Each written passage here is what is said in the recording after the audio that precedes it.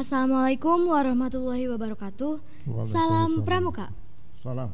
Kembali lagi bersama kami di channel Humas Kwarcap 09 bersama saya Piska Angelia, tentunya di Tanya Andalan. Nah, pada pertemuan kali ini kita sudah ditemani oleh Ketua Kuartir Cabang Gerakan Pramuka Cirebon, yaitu Kak Haji Jaya Supriyadinata. Bagaimana Kak kabarnya hari ini? Alhamdulillah sehat, baik-baik aja. Alhamdulillah, semoga kita selalu dalam keadaan sehat selalu ya Kak. Amin. Saya sampaikan kepada kakak-kakak semua untuk selalu melakukan protokol kesehatan, yaitu memakai masker, mencuci tangan, menjaga jarak, menghindari kerumunan, dan membatasi mobilitas. Nah, kita sapa dulu Kak Jaya. Nah, Kak, di sini kan kita itu mengenal lebih dekat kakak dulu nih Kak. Boleh sedikit kakak ceritain gak sih Kak, bagaimana kehidupan kakak mulai dari kakak kecil hingga sekarang? Assalamualaikum warahmatullahi wabarakatuh. Waalaikumsalam warahmatullahi wabarakatuh. Salam Pramuka. Salam.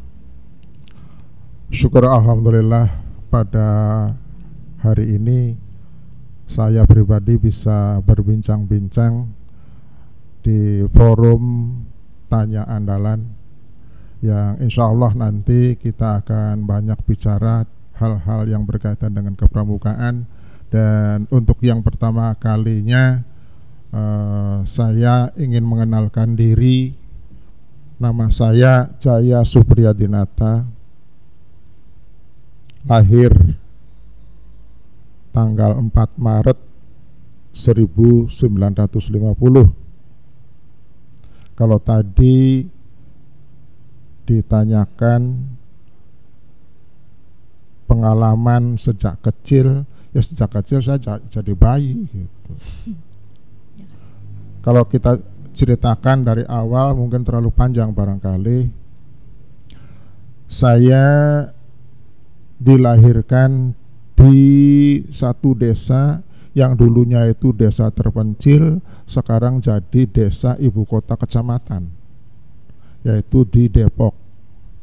Desa Depok, Kecamatan Depok.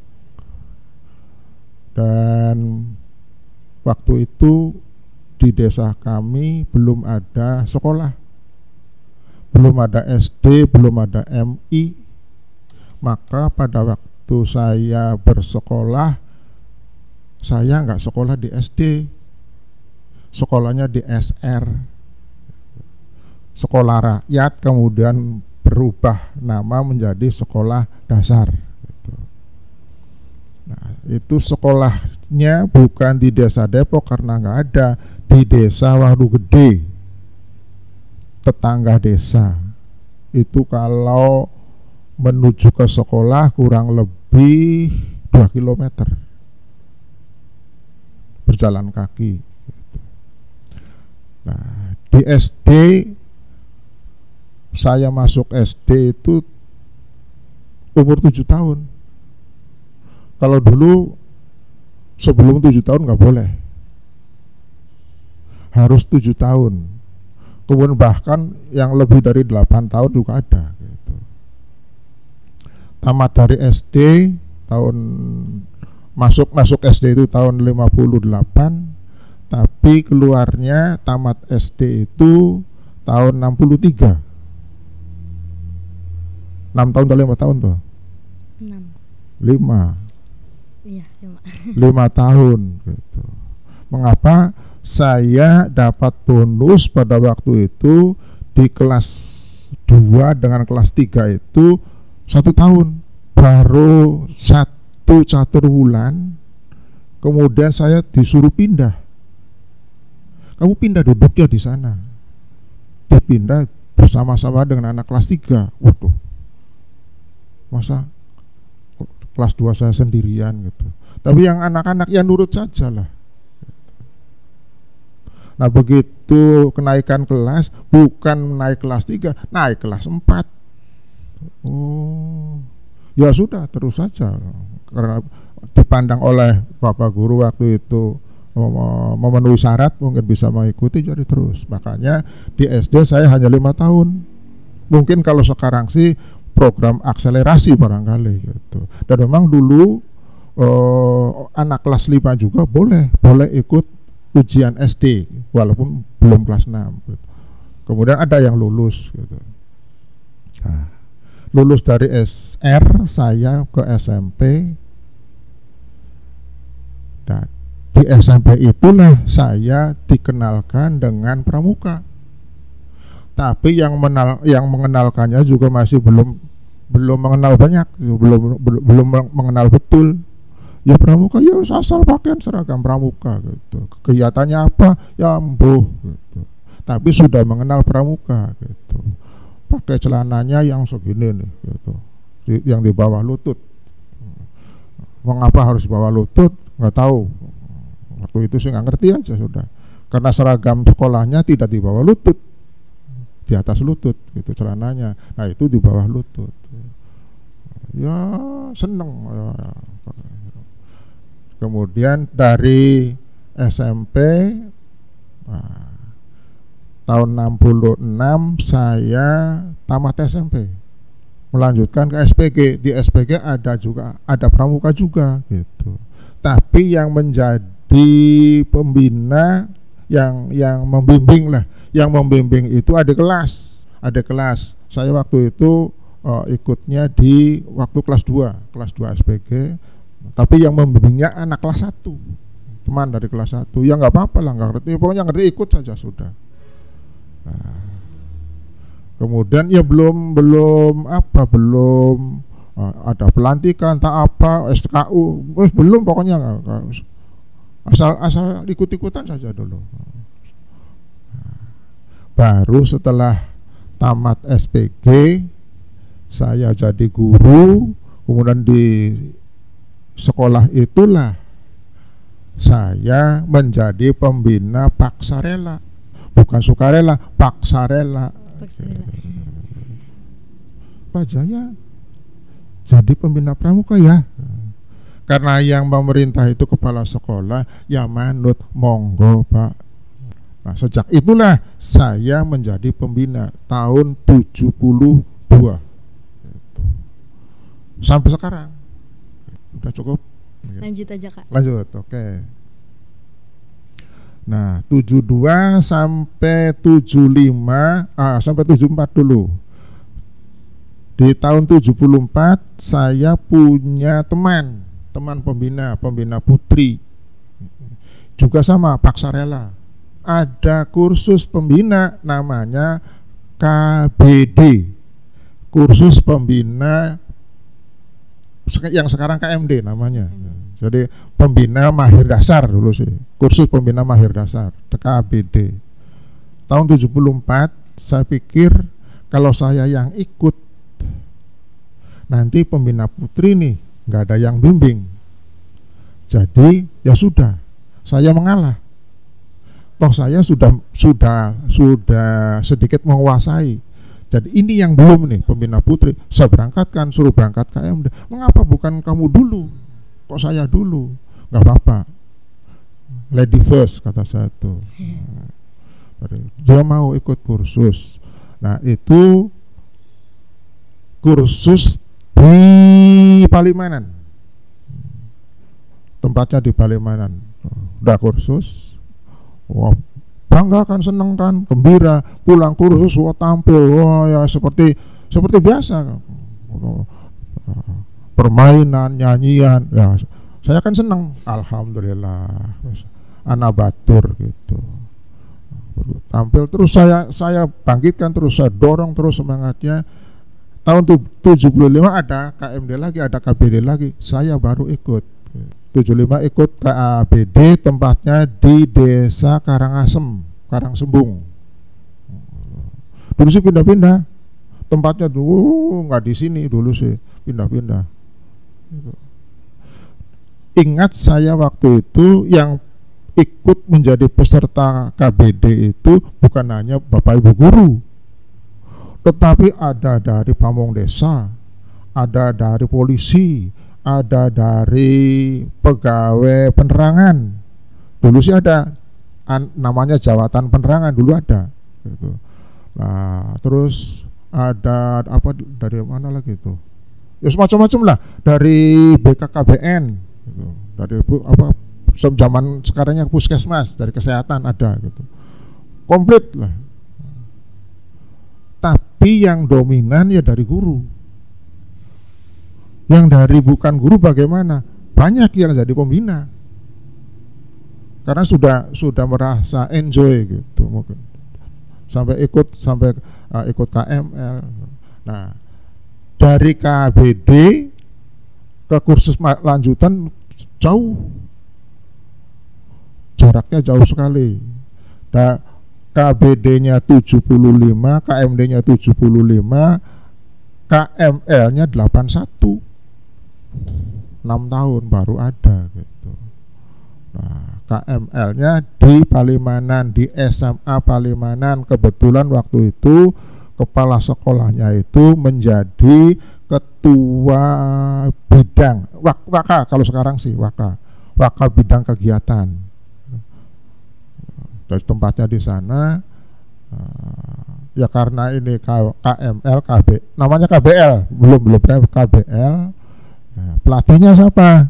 Pelatihnya diantaranya Kak Endo Sukendra, yang itu rumahnya di depan MB itu, di depan GKBI, maaf. Kemudian Kak Kresno, pelatihnya tuh, Kak Amir, Kak Ardi, Kak Madiki, mungkin nggak ada yang kenal itu.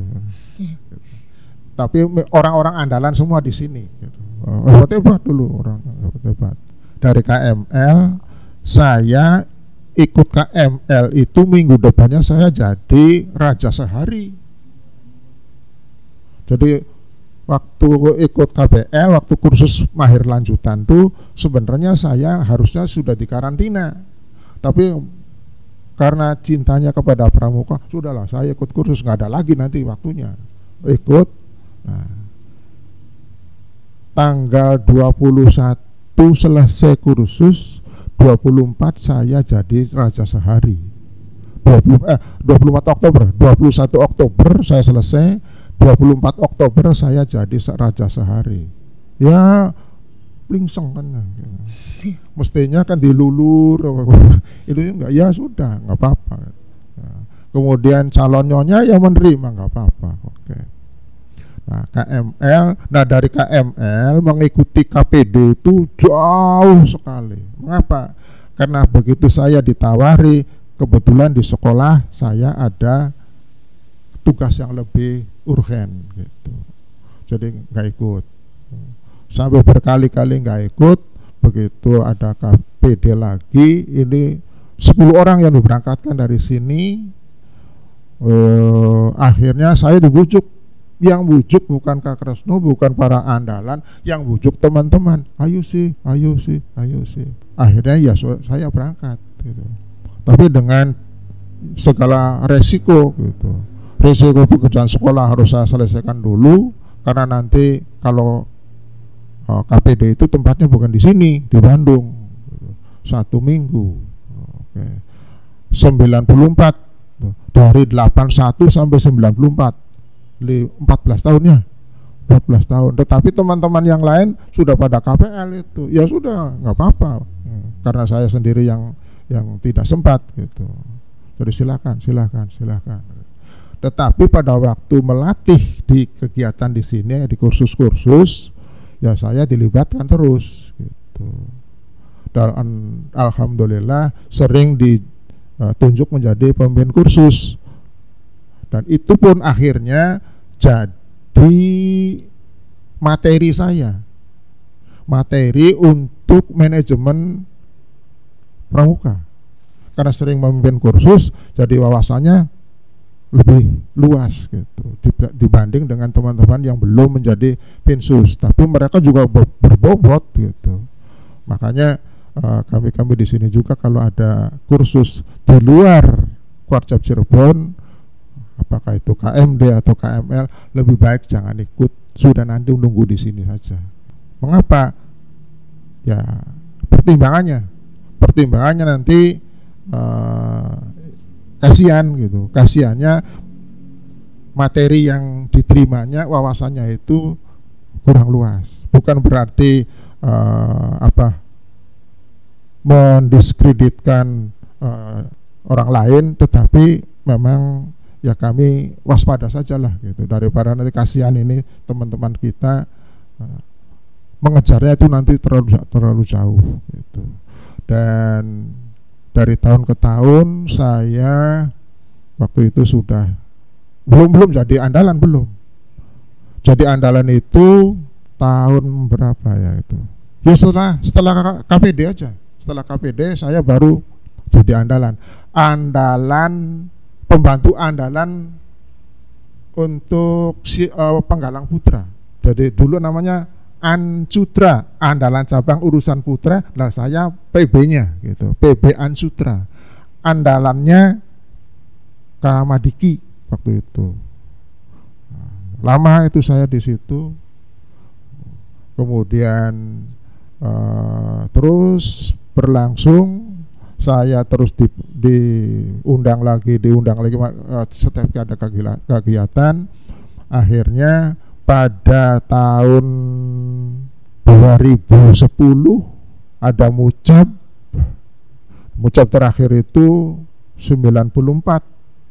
Dari 94 sampai 2010 tidak ada mucap. Mengapa? Gitu. Karena ketua kuartir cabangnya itu baru 1 tahun pindah tugas, ganti. Masa harus diganti? Kalau diganti harus mucap luar biasa kan, biayanya berapa gitu. Waktu itu memang masih sulit sekali gitu. Jadi akhirnya sudah menunggu sampai waktunya. Nah, ada orang yang mau jadi kakwarcap gitu. Akhirnya menunggu, ganti lagi jabatan itu. Orang yang tadinya menjabat diminta untuk melanjutkan jadi ketua kwarcap, mau baru 2 tahun pindah lagi gitu. Terus begitu sampai dengan tahun 2000-an. Akhirnya ya sudah, kalau begitu udah nggak usah ngucap dulu sebelum kondisinya stabil gitu. Nah, akhirnya baru tahun 2010 ada mucap dan saya menjadi sekretaris Kwarcap. Kalau yang sekarang sih ke Hongkong tuh modalnya itu. Sampai 2015. Nah 2015 ini ada mucap lagi, kemudian saya didorong oleh teman-teman harus siap untuk dicalonkan menjadi ketua. Kata saya sih mau, tetapi kalau dalam bahasa Jawanya itu peribahasanya itu timun wungkuk jaga imbuh gitu. Kanggoe yen sewaktu-waktu butuh. Terus tidak ada lagi baru saya gitu.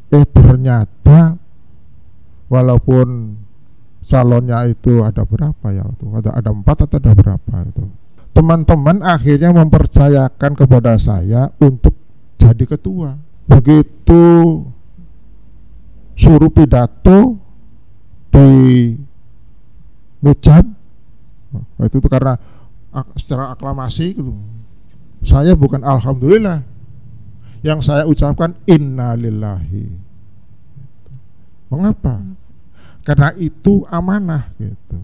Dan saya sesungguhnya tidak menginginkan gitu. Tetapi kalau didorong oleh teman-teman, dipercaya oleh teman-teman, ya saya harus menghormati keputusan teman-teman gitu. Berjalannya waktu sampai dengan 2020 mucap lagi, kemudian saya dicongklok-congklokkan lagi gitu. Saya tetap waktu itu yang ngomong ke saya langsung itu Kak Hongkong, Kak Jamal, CS lah. Saya sudah lansia. Tahu sendiri kan tadi lahir tahun 50. Iya. Sekarang 2021. Jadi sudah lansia gitu. Kalau ibaratkan hari itu sudah hampir maghrib. Jadi saya tetap timun wungkuk jaga imbuh. Cari dulu yang lain. Saya kalau tidak ada sama sekali apa boleh buat. Tetapi nanti kalaupun tetap ngotot harus saya, ya dukung saya gitu. Karena saya sudah loyo, saya sudah tidak seperti dulu, tidak seperti Gatot Kaca gitu. Saya sudah semangatnya masih ada gitu. Masih semangat 45, tetapi kondisi fisik tidak menunjang gitu. Kalau suruh berdiri 1 jam ya bisa ngeblok gitu, jatuh gitu. Nah, tetapi yang dibutuhkan oleh kakak bukan fisik. Ya sudah, nanti berarti ininya saja, perkayangannya saja yang nyampe. Ya jangan gitu. Jangan. Ya oke lah. Nah, dan ya seperti ini jadinya. Dan kemarin pelantikan alhamdulillah berjalan lancar. Kalau kekurangan sih yang namanya manusia itu tidak luput dari kekurangan gitu. Kurang ini, kurang itu, ya asal jangan kurang ajar saja lah gitu. Oke, seperti itu. Nah, oke Kak, seperti yang diceritakan oleh kakak tadi kan saat kecil kakak tinggalnya di Depok ya Kak. Sekarang tinggalnya di mana Kak? Sekarang tinggal di Sumber. Di Sumber. Karena saya sudah jadi orang Sumber sejak 81. Alamat lengkapnya Gang Flamboyan 1, nomor 8, RT 1 RW 5, Kelurahan Sumber, Kecamatan Sumber, Kabupatennya otomatis Cirebon. Kabupaten Cirebon. Nah, di sini kan kakak kan sudah kurang lebih 5 tahun ya Kak memimpin gerakan pramuka di Kabupaten Cirebon. Pasti ada suka dukanya ya kan Kak. Nah, bagaimana sih Kak suka duka kakak di dalam memimpin gerakan pramuka di Kabupaten Cirebon itu? Sukanya banyak. Teman-teman solid membantu kakak. Teman-teman akrab. Teman-teman tidak mengenal batas usia, tidak mengenal status. Artinya ya bebas. Kakak-kakak teman-teman kami bebas, tidak ada batas, tidak ada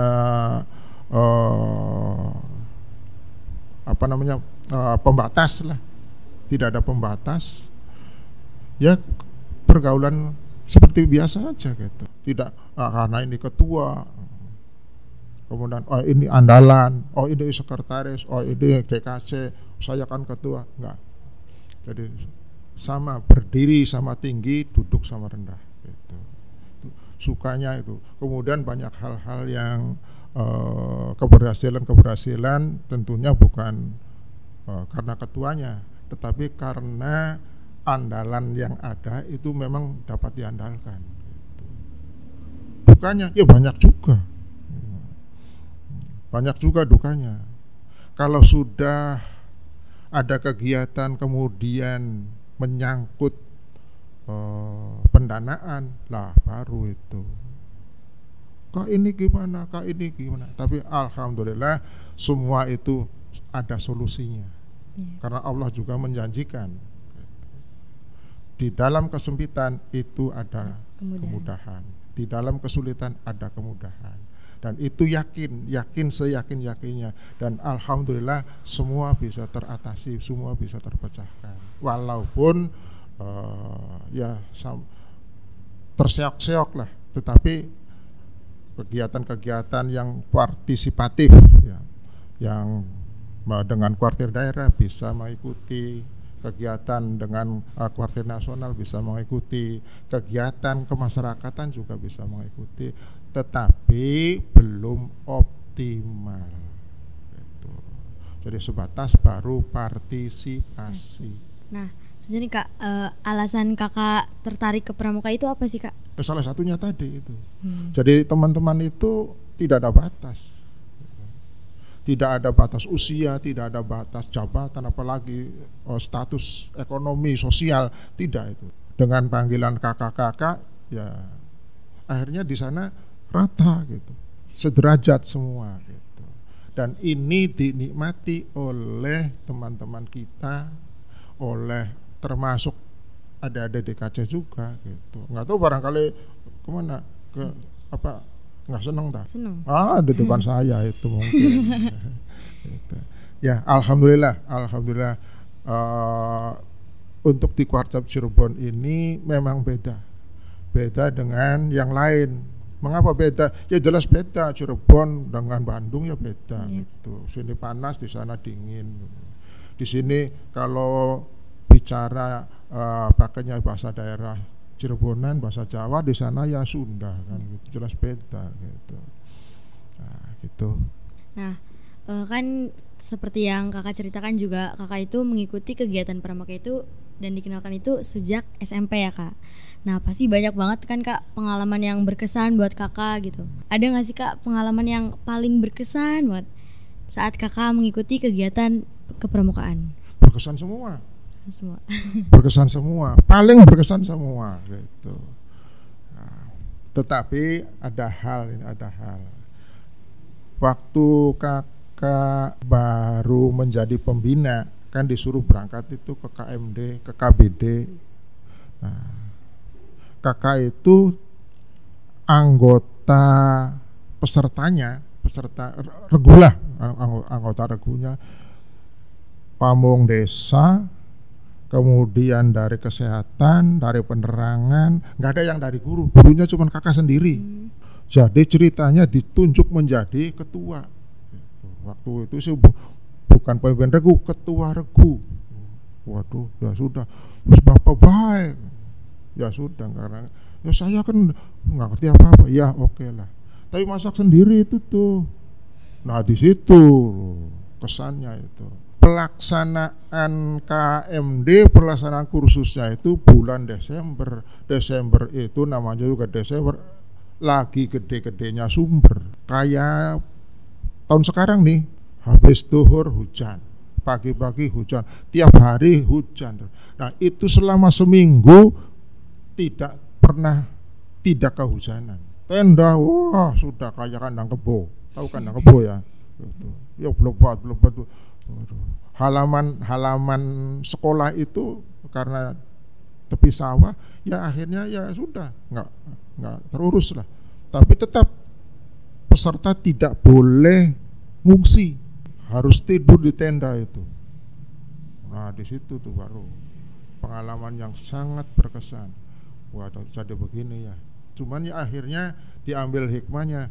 Coba kalau waktu itu tidak seperti itu, mungkin pembinanya ya sangkanya enak saja. Tahu-taunya ada lagi mengikuti perkemahan seprovinsi. Pesertanya itu dari SMP. Tapi SMP favorit semua, termasuk SMP 1 Plumbon, SMP 1 Palimanan, Arjawinangun, dan itu sekolah-sekolah hebat itu sudah. Sedangkan dari Gudeg SMP 1 Sumber, namanya juga masih filial sekolahnya, ya pontang-panting. Tapi ya alhamdulillah bisa mengikuti, anak-anak juga menikmati. Tempatnya di mana? Di Linggarjati yang di kolam renang tuh di situ. 1 minggu sama, karena menyambut tahun baru, jadi 5 hari di sana diguyur hujan terus. Pakaian pengganti bawa, kakak bawa. Ini untuk ganti gitu. Tapi tidak sempat ganti. Mengapa? Mau ganti basah. Ini sudah mendung lagi, nanti siang hujan lagi, percuma.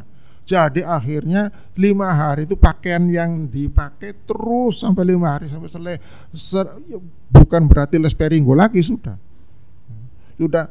dipakai kering, kehujanan dipakai lagi kering lagi, terus 5 hari.